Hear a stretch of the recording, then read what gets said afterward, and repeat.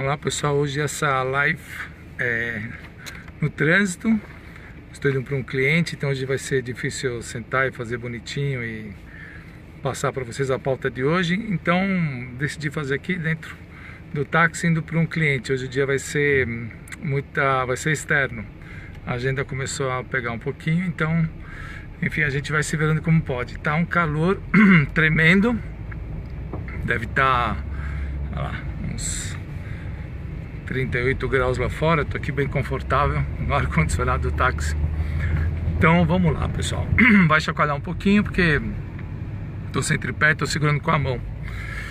Hoje o que eu queria falar é sobre o encaixe com o cliente certo. Você geralmente tem várias reuniões de qualificação ou calls, onde você tem a oportunidade de conhecer o seu potencial cliente, conversar com ele e saber se, enfim, há um encaixe entre aquilo que você oferece e aquilo que ele precisa.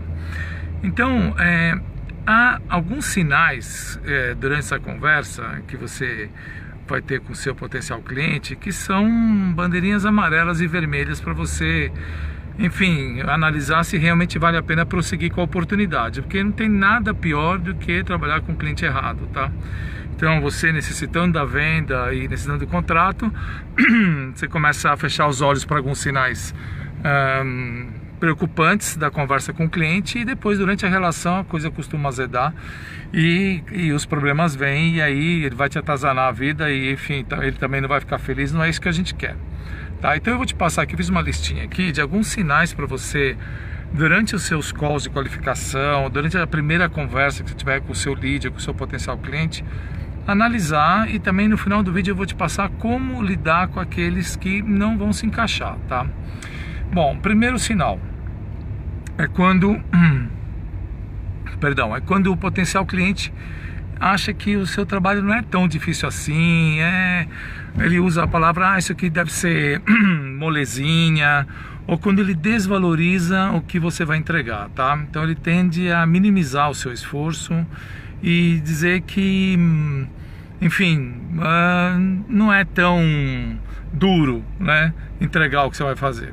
Então ele quer provocar que efeito? Que, enfim, o seu entregável não tem tanto valor assim, ou não é tão difícil de realizar.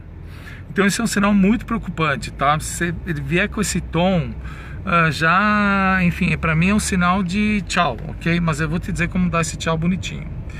Depois, quando ele começa a ditar a forma que você deve trabalhar, tá? Então ele vai, não, você vai fazer desse jeito, não é quando ele pergunta a forma, indaga e quer saber, ele dita como você deve conduzir o seu entregável, ele fala como você vai executar o teu know-how, o teu expertise. Quando ele demanda desse jeito, ele não está preocupado no resultado final, ele está preocupado em controlar a sua operação, ok? Então, a não ser que ele determine, fala, olha, eu gostaria que você fizesse desse jeito, porque com esse jeito, isso para mim é importante para o resultado final, ok. Então, a forma que você conduz faz parte da tua entrega. Agora, se tua entrega é a mesma, por exemplo, eu entrego água mineral, e ele me diz que eu tenho que entregar de Kombi, e eu entrego, estou exagerando aqui, eu entrego de van, então o que isso tem diferença para ele? Então, esse tipo de control freak, que muitos deles acham que estão te pagando, devem controlar a forma de você conduzir o seu dia a dia, também é extremamente preocupante.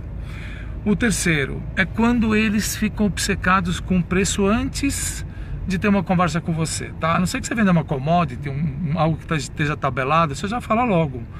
Mas antes de uma conversa, para você entender bem qual é o desafio, eles dizem, não, me fala quanto é. Geralmente a gente chama de leads especulativos, esse tipo de potencial cliente, tá?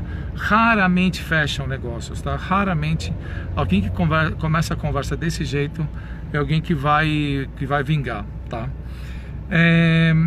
Outro tipo de sinal péssimo é quando ele começa te relatando as péssimas experiências que ele teve com serviços similares, tá? Ele já começa dizendo, eu já usei esse serviço, eu já comprei esse produto, não funcionou muito bem.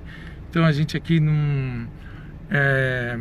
enfim, ele tem um olhar muito desconfiado com relação a o tipo de produto que você, o tipo de solução que você provê.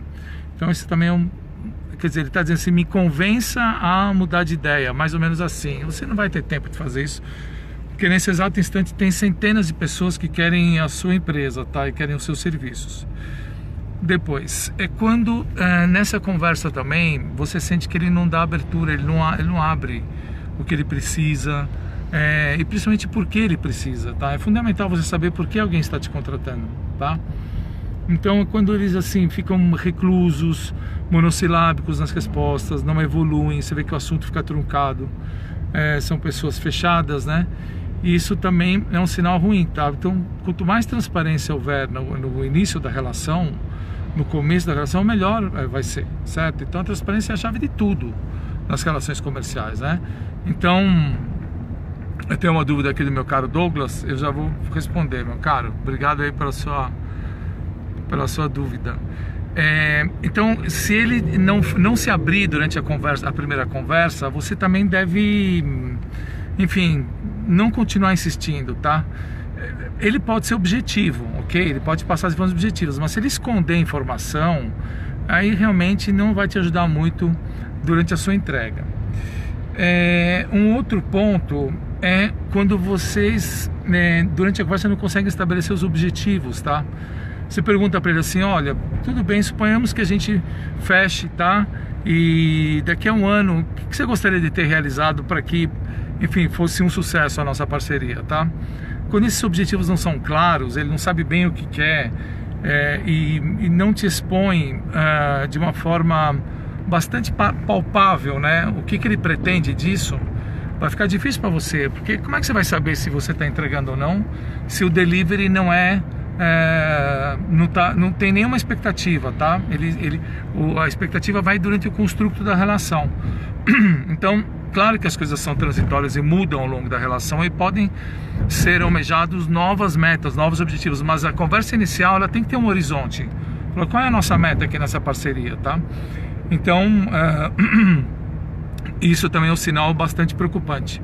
E o último sinal muito preocupante é quando ele te passa metas irrealistas, tá? É quando ele tem uma expectativa irrealista. Ele te fala assim, olha, eu quero isso, isso é impossível, nem o Quarteto Fantástico resolveria, tá? Estamos aqui num túnel, então ficou prejudicada a eliminação, vamos continuar. Quando ele te passa um objetivo dele, algo totalmente fora do possível, e ele ou ele fala isso porque ele não tem noção nenhuma, ou ele fala isso para te testar, mas isso também não é legal, tá? Bom, como você sai fora de um cara desses, tá? Você tá numa reunião ali, você batalhou para conversar com essa pessoa e ela te vem com uma postura dessas, tá? Como é que você cai fora? Bom, o mais fácil é você, se fosse um call, você fala, olha, com transparência, sinceridade, bastante delicadeza, fala, acho que a gente não vai ser a melhor opção para você. Não é que você está descartando o cliente, que na verdade você está, mas você não pode passar isso de forma grosseira, tá? Ele vai ficar muito ofendido. Então você tem que dizer, olha, acho que no nosso momento, acho que a gente não é a melhor opção para você. Eu vou tentar achar, se realmente você tiver, eu vou tentar achar algumas alternativas para te passar para você resolver o seu problema. E até logo, tá?